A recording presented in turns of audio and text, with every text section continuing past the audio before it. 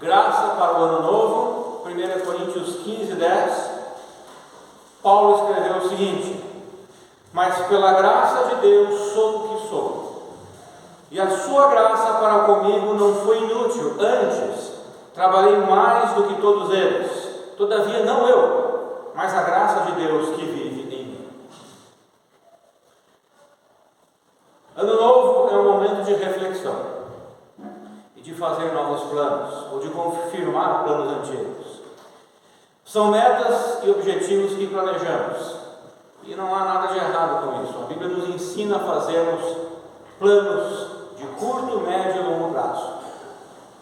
Mas para isso, precisamos da graça de Deus em nossas vidas.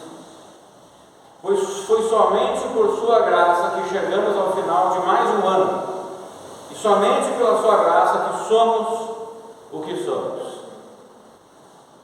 E todos os nossos planos que nós devemos fazer no Senhor, para o Senhor, com temor ao Senhor. Nós não podemos fazer planos com medo do homem, com as pressões dos homens que nos pressionam. Alguém conhece aquele livro, Quando Deus é Pequeno e os Homens São Grandes? É assim o título do livro, né? Alguém conhece o livro? Quando Deus é Pequeno e os Homens São Grandes? É um ótimo livro, explicando que nós vivemos a nossa vida, na maioria das vezes, nós fazemos o que fazemos porque nós temos medo dos homens ao nosso redor, à nossa volta. Ou seja, nós somos pressionados na vida porque nós precisamos demonstrar algo às pessoas ao nosso redor. E deveria ser o contrário. Nós deveríamos ser pressionados, entre aspas, por viver uma vida por temor a Deus, não ao homem.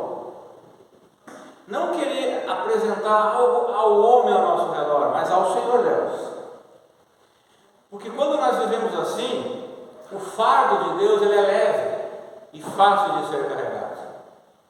Mas o fardo do homem, ele é pesado. As pressões que o homem coloca sobre nossos ombros são pressões pesadas. É um fardo que a gente não consegue carregar. E muitas vezes chegamos ao final de mais um ano cansados, estressados, exaustos, porque nós estamos fazendo algo para mostrar para o homem. Então eu quero incentivar você a viver debaixo da graça de Deus.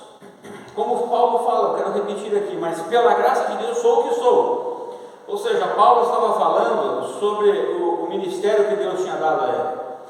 E ele diz aqui, olha, eu sou o menor dos apóstolos. Agora, quem que gosta de ser o menor de tudo? O menos de tudo? Ninguém. Mas Paulo está dizendo, eu sou o menor dos apóstolos. Nos versículos anteriores ele explica isso. E aqui ele diz, mas eu sou o que sou por causa da graça de Deus. Ainda assim eu sou um apóstolo. E ele diz assim, e a sua graça para comigo não foi inútil. Olha que interessante, a graça que Deus derramou sobre a vida de Paulo não foi algo inútil.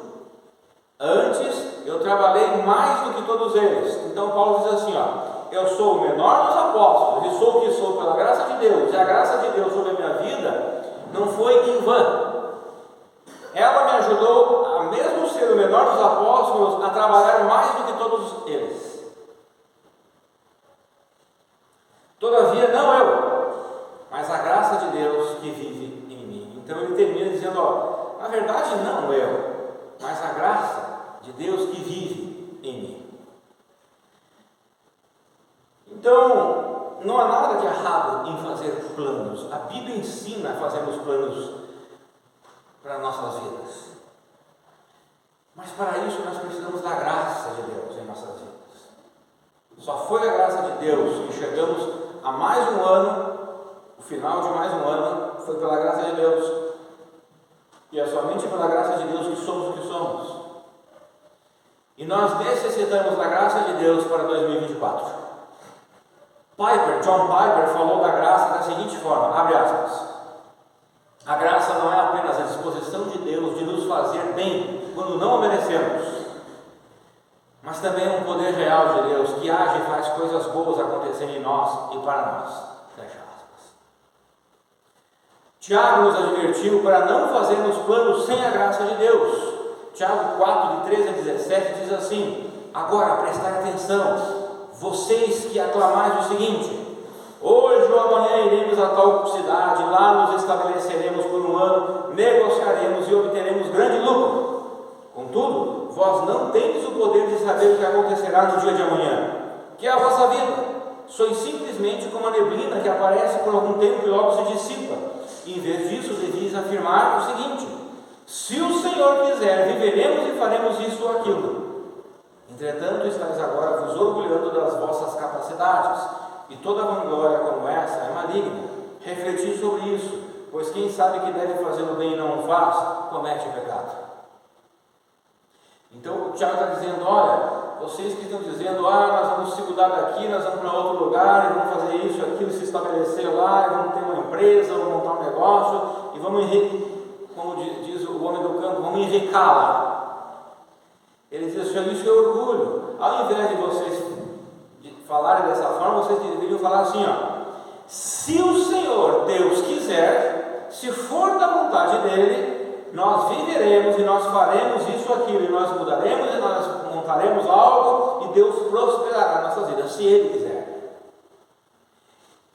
Ou seja, se Deus quiser, Ele vai nos abençoar com a sua graça. E Tiago termina dizendo assim: refletir sobre isso. Quem sabe que deve fazer o bem e não faz, comete pecado. Ou seja, o que Tiago está querendo dizer? Que se eu sei que devo montar os meus planos debaixo da graça de Deus e não faço, eu estou pecando. Eu estou em pecado.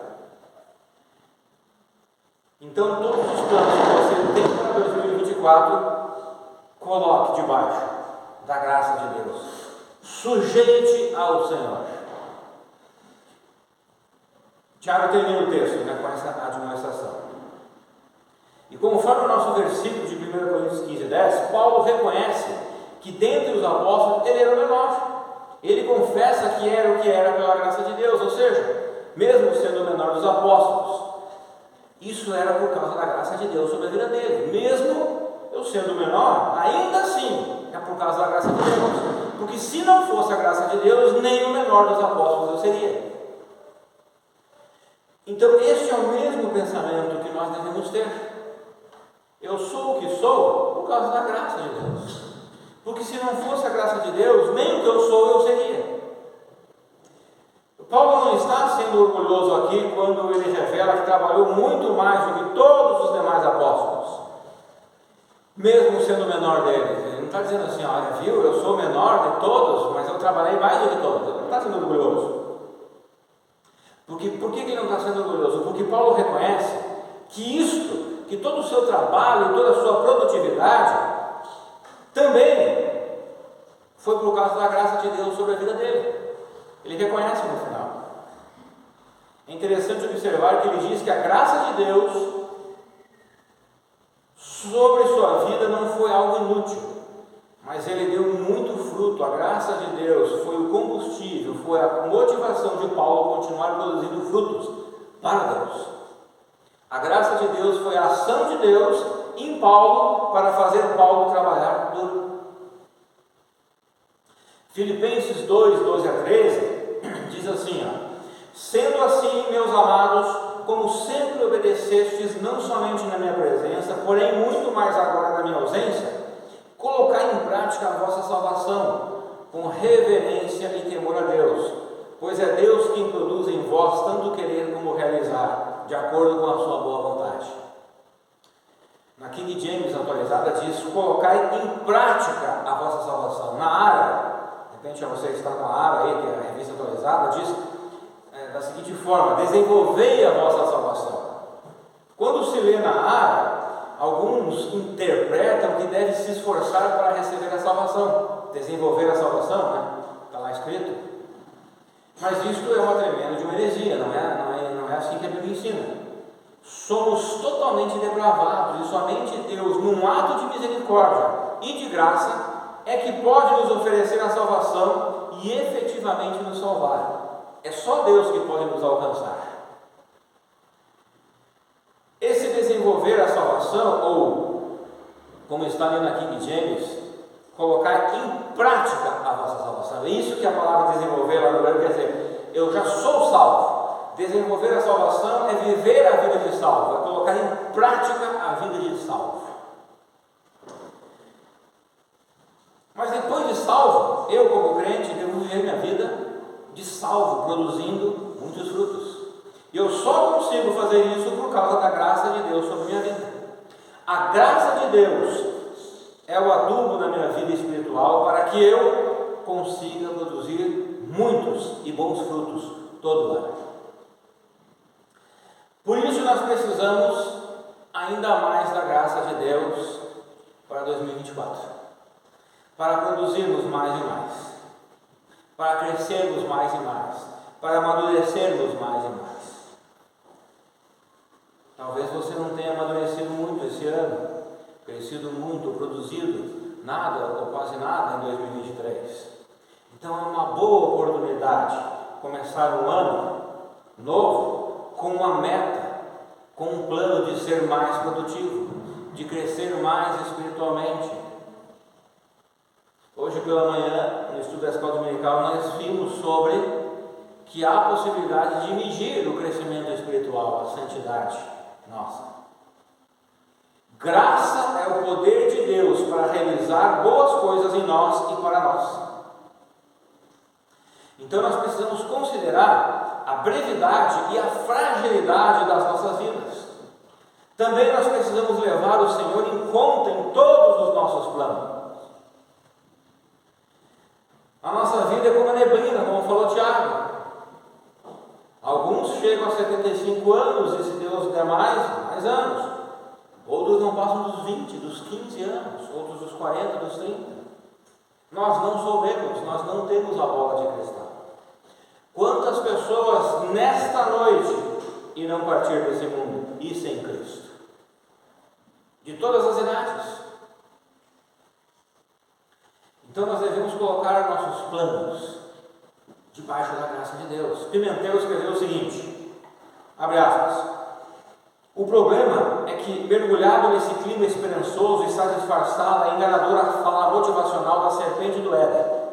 Você merece, você consegue, em vez de sermos encorajados a considerar o Senhor e olhar para o que Deus fez em Cristo Jesus, somos incentivados a olhar para nós mesmos e crermos na força do nosso braço. E ano após ano, nos decepcionamos e ainda nos perguntamos o motivo. Fecha aspas. Hoje de manhã eu falei um pouco sobre isso aqui, com relação à oração. Então, cada um de nós deveria planejar o próximo ano dizendo o seguinte: o Senhor merece, e não eu mereço. Veja 2 Coríntios 5,17, já está lá perto, está em 1 Coríntios 15,10, vai um pouquinho para frente, 2 Coríntios 5,17.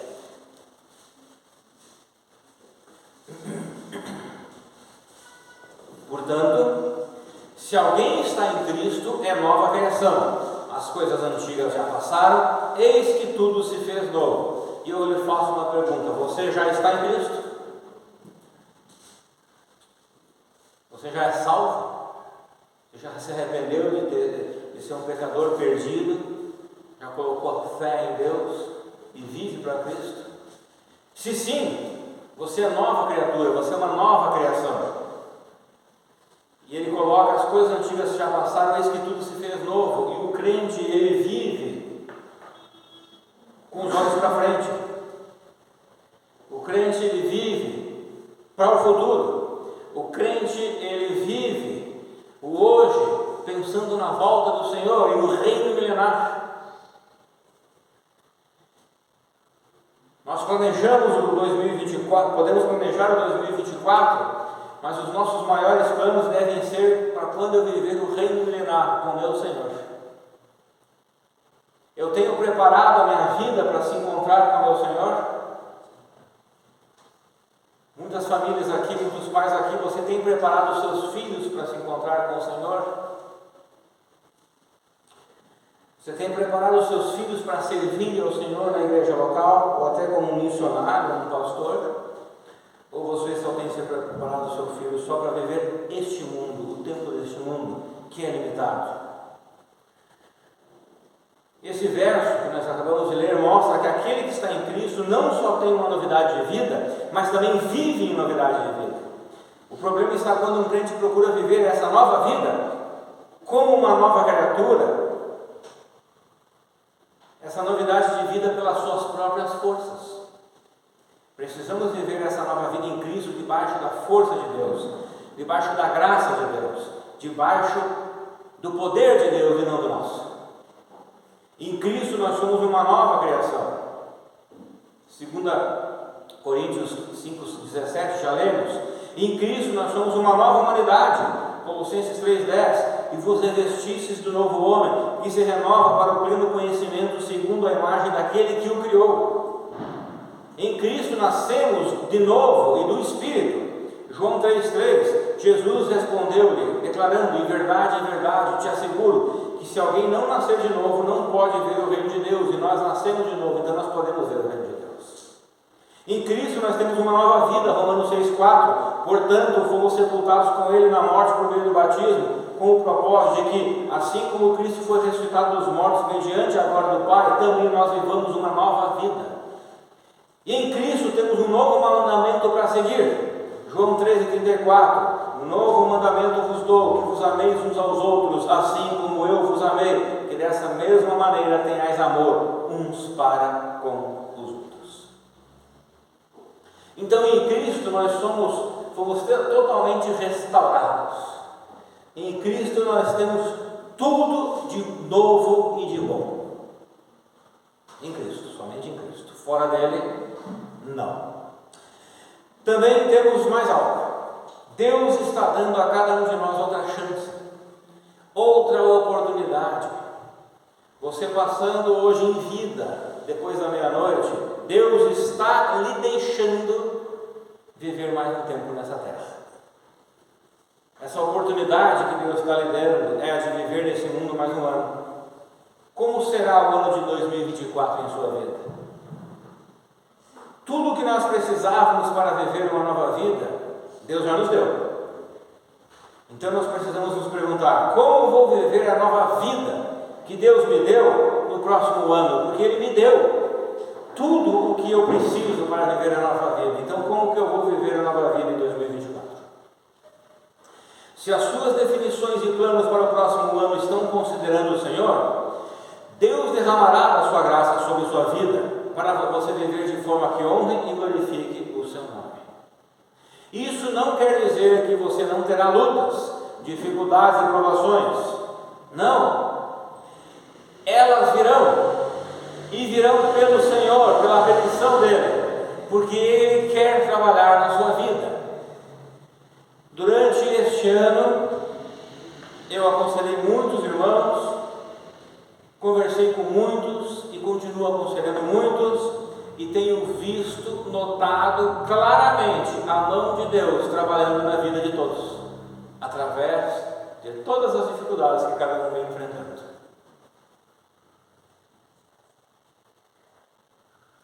Deus tem sido gracioso e derramado de sua graça sobre sua vida em todo o ano de 2023 e em todo o seu passado. Você precisa ser apenas confiante de que Ele continuará fazendo isso para o próximo ano. Você pode viver o próximo ano sem a graça de Deus, você pode viver para as suas próprias forças, ou você pode viver dependente da graça de Deus, pelas forças que emanam, que se originam do Senhor Jesus, porque Ele é poderoso. Mas como conseguir essa graça para o próximo ano? Não lhe vem essa pergunta? Como é que eu consigo essa graça, esse poder, para viver o ano de 2024? Vá para Tiago capítulo 4, versículo 6. Tiago 4, 6. E outra pessoa, 1 Pedro 5, 5 a 7. Quem pode ler Tiago 4, 6? Mateus, quem pode ler 1 Pedro 5, 5 a 7? Cristiano. Tá, pode ler então, os dois, os irmãos. 4, 6. Isso. Antes, e da maior graça que diz: Deus existe aos soberbos, mas dá graça aos humildes.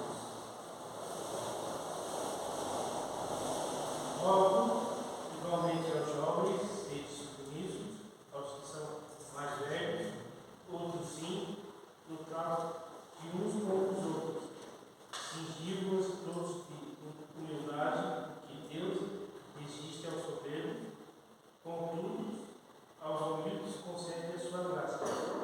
Humilhai-vos, portanto, sob a poderosa mão de Deus, para que Ele, em tempo oportuno, vos exalte, lançando sobre Ele toda a vossa ansiedade, porque Ele tem cuidado de vós. Vocês conseguiram pegar aqui qual é o segredo, a chave para se obter a graça de Deus? Alguém pegou? Humildade. Os dois textos falam sobre humildade versus orgulho. Olha lá novamente o Tiago. Todavia, ele nos outorga, ou dá graça ainda maior. Por isso ele declara a Escritura: Deus se opõe aos arrogantes, mas ele concede graça a quem? Aos humildes. Quer a graça de Deus para 2024?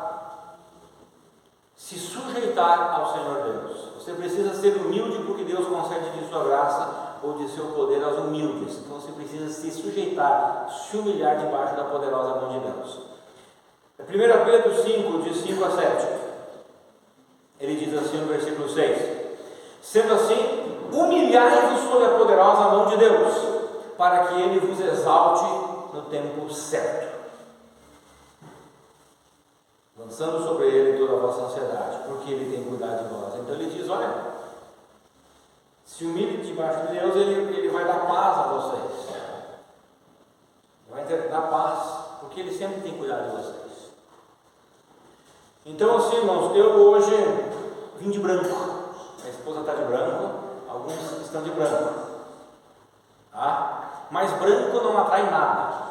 Eu ouvi um pastor falar que branco só atrai sujeira. É verdade, porque é mais fácil de enxergar. Cor não importa com nada. As cores é para os ímpios, são para os incrédulos. Para nós em oração, se ajoelhar e pedir para que o Senhor nos abençoe. E um dia Ele nos vestirá de branco, mas o branco dele é diferente do nosso branco. Então esse texto mostra que devemos nos humilhar debaixo de Deus para receber de sua graça. É diferente de se humilhar debaixo de algum ser humano, simplesmente para ser humilhado. E esse ser humano, esse Senhor, ter um poder autoritário sobre nós. Se humilhar debaixo de Deus é um reconhecimento de sua soberania. E Ele nos abençoa sendo Rei sobre nossas vidas. Ele não deseja abusar de nós, mas Ele deseja ser um Rei que reina de forma justa sobre nossas vidas. Então comece o ano novo com a graça de Deus, se humilhando perante Deus, através de colocar seus planos diante dele e de reconhecer que você estava vivendo dentro de suas forças. Comece por esse ponto se você não estava recebendo a graça divina sobre a sua vida. Caso contrário, caso você já estava vivendo debaixo da graça de Deus, continue firme. Parabéns, continue confiante e aumente a sua fé, a sua firmeza, a sua confiança, que o Senhor continuará lhe abençoando no próximo ano. Amém?